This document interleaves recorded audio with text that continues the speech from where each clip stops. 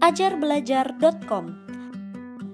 Belajar, berbagi, berkontribusi.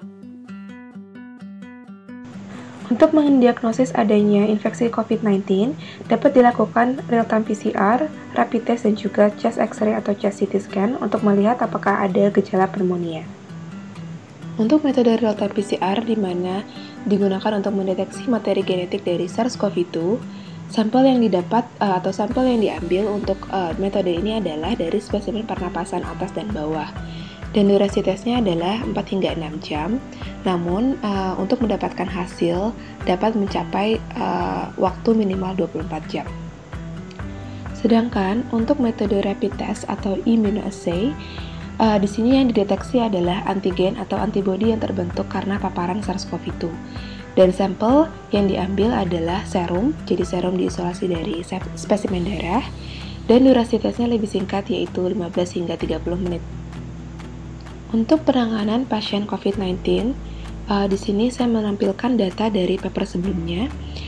Di sini mereka melihat bahwa treatment yang dilakukan untuk orang-orang yang positif COVID-19 adalah mostly supportive care, di mana mereka mencoba untuk mengurangi gejala-gejala yang terjadi pada pasien-pasien tersebut.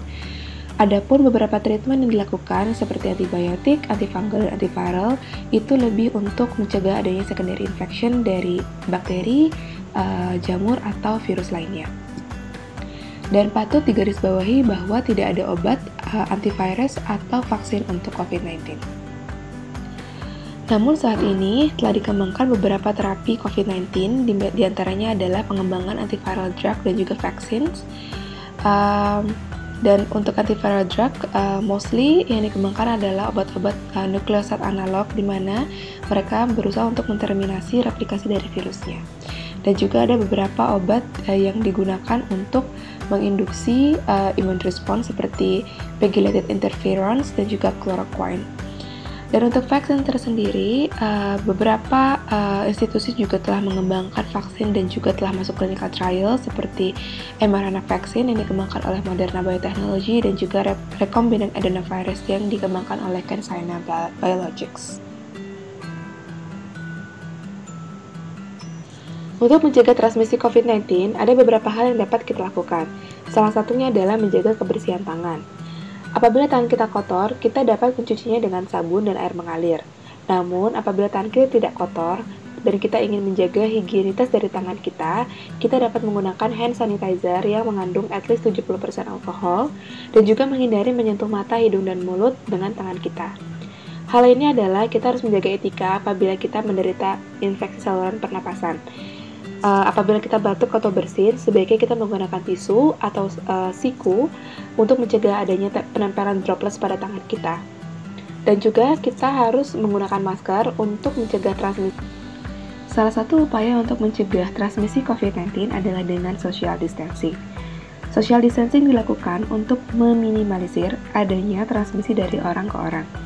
Selain itu, hal ini dilakukan untuk mencegah adanya peak tinggi dari kasus yang masuk ke rumah sakit, karena adanya peak tinggi tersebut dapat menyebabkan healthcare system collapse.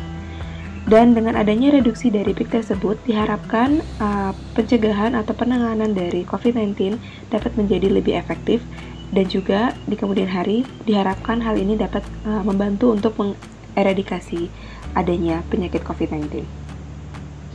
Sekian presentasi dari saya. Take home message yang dapat diambil dari presentasi ini, pertama adalah kita harus selalu menjaga higienitas baik dari tangan maupun tubuh kita. Dan yang kedua, kita harus selalu menjaga social distancing untuk membantu pemerintah dan juga healthcare system dalam menangani COVID-19. Dan yang ketiga adalah kita harus selalu memiliki pola hidup yang sehat sehingga imun sistem kita baik dan kita dapat membunuh atau bertahan dari infeksi-infeksi virus dan patogen-patogen yang dapat menyebabkan penyakit di tubuh kita. Terima kasih, salam sehat untuk semuanya. Jangan lupa ya untuk like, subscribe, dan yang paling penting isi feedback konstruktif untuk Mini Tutor.